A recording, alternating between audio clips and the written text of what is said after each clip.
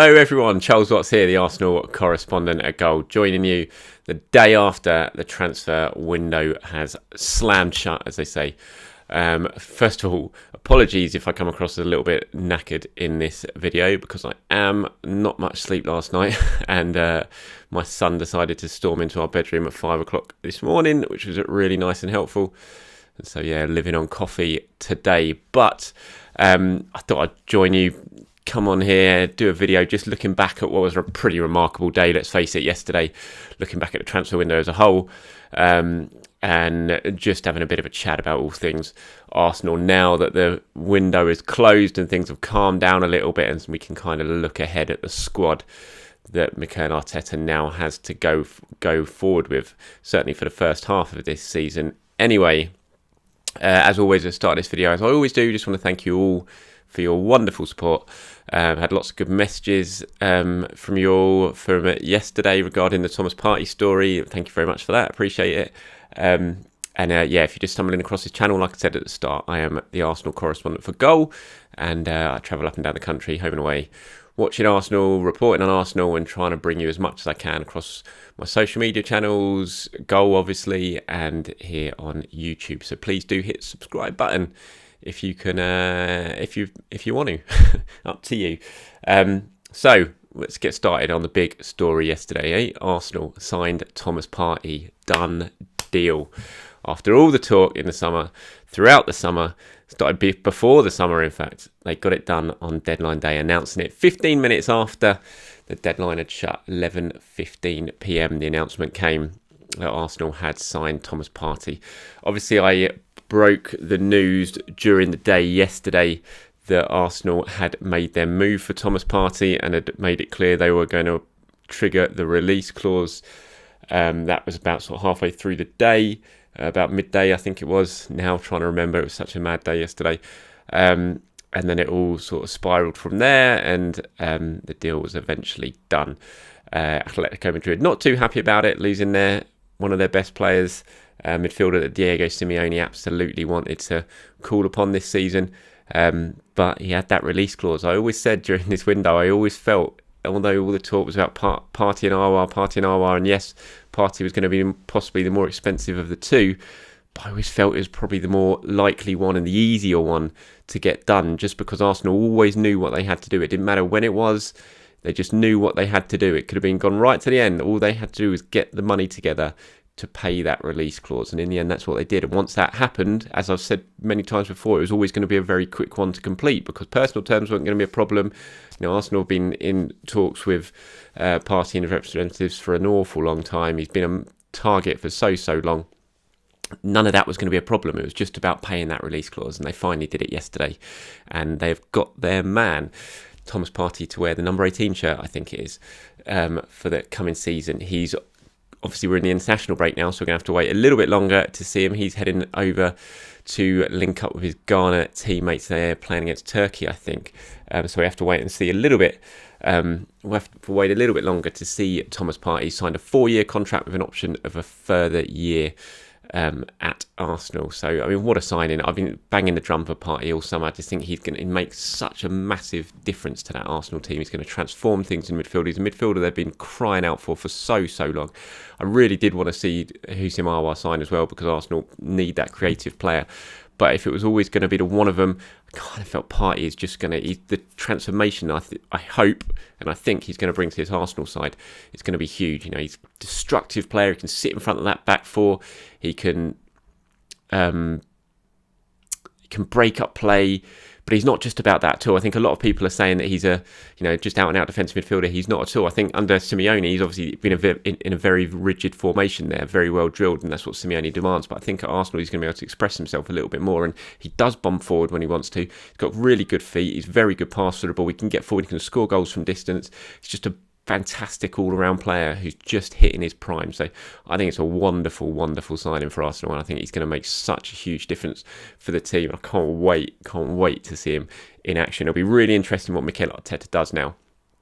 Is this the thing that changes him from the sort of 5-3-2, 3-5-2 formation we've been kind of watching, 3-4-3 formation we've been watching pretty much since the end of last season. Is this a chance to go 4-3-3? Can you play Xhaka, Ceballos as a sort of hold him as a midfield pair, or Xhaka and Partey and Xhaka, or Partey and Ceballos? And he's got so many options in that midfield area now, and then you can sort of play with basically a 4 up front rather than just the 3 that we've seen. You can play those midfield pairing, be it Partey and Ceballos or Partey and Xhaka, and then you can play with maybe Willian ahead of them, as we saw in the second half against Sheffield United at the weekend, playing almost in a number sort of 8 or number 10 role. Saka on the left, you can move Aubameyang up to the central striker role, Pepe on the right. It just gives him, I think it gives him so many more options having Partey there. So it's going to be I can't wait. I really can't wait. I think it's a fantastic signing. So excited about it. I haven't been as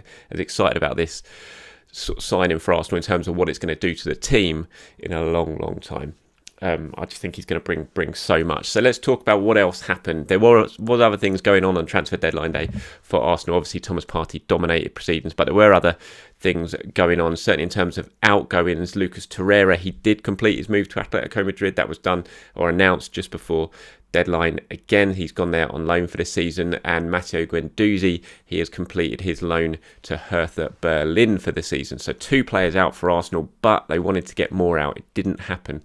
There was a couple of moves on deadline day which broke down. Sead Kolasinac had been in the talks for Leverkusen for a couple of weeks. It looked like that was going to get done, but it didn't. It's fallen through. No agreement was reached in the end between Arsenal and Leverkusen. So Sead Kolasinac remains at Arsenal until January at the earliest. And William Saliba as well. He was very, very close to return to St Etienne for the season on loan. Obviously, Saliba had a few issues recently, real personal issues during the summer. He hasn't featured yet. Arsenal deciding really that maybe a loan would be best for him for another season to really get some games under his belt, which didn't really happen last season because he was injured so much. Looked like he was going to go back to St Etienne, which would have been a good move for him because he knows the club, he's settled there, he knows everything, he wouldn't have had to adjust, but it didn't get done. Although there was an agreement between Arsenal and St Etienne and Saliba, they couldn't finalise it before the deadline, so that means Saliba stays in London and his move to St Etienne collapsed, which is really unfortunate for him. He's had a tough time of it of late. I don't think this will help matters, but you just hope Arsenal now can sort of rally round Saliba for the next couple of months, really try and help him settle. And we'll see what happens in January. But, it gives him an opportunity possibly to play in Europa League games as he begins to settle and we get through, because Arsenal got 6 games that you'd expect he would be certainly part of the squad for some of those, hopefully. And it'll give him an opportunity to settle, get some game time and really begin to sort of get his feet under the table in North London. Another signing actually for Arsenal on deadline day, not really headline grabbing one for the academy, is, let me get the first name right, Nikolaj Moller, the Swedish striker. He's come in from Malmo. 18-year-old striker, pretty prolific at youth level. Came through in Sweden, then went off to Italy, had a little spell in Bologna before coming back to Malmo in January, but he's now been signed by Arsenal. He arrived at his medical at London Colney yesterday, and he's going to link up with the under-23 squad, so he's not going to be part of Mikel Arteta's plans yet. He's come in to add to the academy ranks, the under-23s ranks, so he'll link up with Steve Bold. And it's just another one of those sort of additions we've seen throughout the summer that Arsenal have brought in, like George Lewis and Kinola as well. Players like that who have come in to bolster the options in the under-23s. And the under-23 squad does need bolstering because a lot of players have gone out on loan. A lot of players obviously gone into the first team set up at Arsenal. Steve Bold needed more options, and Arsenal have worked pretty hard to get a lot of new additions in. And Muller is one of those. And it'll be interesting to see how he progresses because he's come with a pretty high reputation, certainly highly regarded in Sweden, scored a lot of goals compared to Ibrahimovic, which, it's a big shout. But some people have compared him to Ibrahimovic mainly because of his style, I think, and his size. He's a big lad.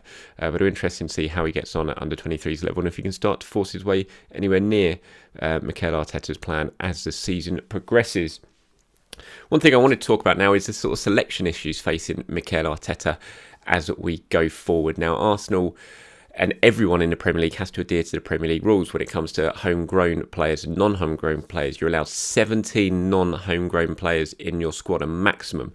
The issue Arsenal face now is that they have 19. The failure to get players out like Saliba or Kolasinac has left them facing a real problem now because Arsenal have to submit the 25-man squad for the Premier League, which I think is by October the 20th, a few days after the window shuts, where on the 16th, where Premier League clubs can still deal with EFL clubs.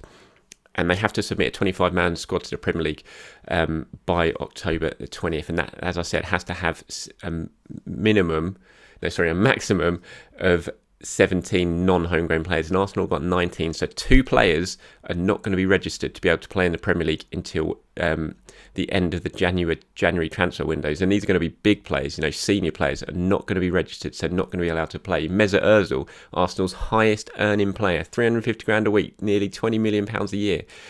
You have to think it's a very strong candidate that he might not even be registered to play in the Premier League, because he hasn't played for months, hasn't featured any squad this season, hasn't featured since football restarted. So why would Mikel Arteta include him in his Premier League squad? You sort of go through all the names, and Arteta uses them all apart from Ozil. So, you're facing a very real prospect of Mesut Ozil, Arsenal's highest earning player, not even being registered to be able to play in the Premier League until January. Now, that's all, obviously, it's pretty presumptuous. It's not based on knowledge yet or facts. We're going to have to wait and see how what Mikel Arteta decides when the squad list goes in. But you have to say Ozil is certainly going to be a strong candidate. Arsenal also still got all 8 centre-backs at the club. They didn't get anyone out, with Mustafi, Socrates all staying. So you'd think a centre-back may well be another big option, or at least one centre-back may well be a big option. You've got Pablo Mari, Mustafi, Callum Chambers. All 3 of those haven't played yet this season because of injury, but Mustafi and Chambers are due back to full training at the end of this international break, and Mari's due back a couple of weeks after that, or a week after that, and so they're all very, very close to return. So and that will be before the October 20th deadline. So it's going to be really interesting to see which 2 players Mikel Arteta leaves out of his squad. In terms of the non-homegrown players, it's going to be a really interesting one, that. And like I said, Mesut Ozil, can you imagine Ozil not even being registered to play in the Premier League? Mad situation that is. But that is a prospect that we could well be seeing. Right, I think that's about it for this video. So thank you very much for joining me. I hope you enjoyed it. I hope you've enjoyed my coverage throughout the transfer window. I have to admit, I'm delighted that it's now shut. Like I said at the beginning of this, I'm absolutely shattered from it. It's a real draining time, the transfer window. It's fun, but it is a draining time for us journalists. So I'm delighted that it's shut and we can actually concentrate on football for a while now, rather than transfers, and see who might be coming in and who might be coming out. And I'm pretty sure Mikel Arteta is going to be delighted at that as well. So thank you everyone for joining me. Like I said at the start of this, thank you for your support and your likes and your comments and your new subscribers on this channel, and I'll continue to, as much as I can, to keep you updated on all things Arsenal as we go forward. Thanks everyone, I'll speak to you soon.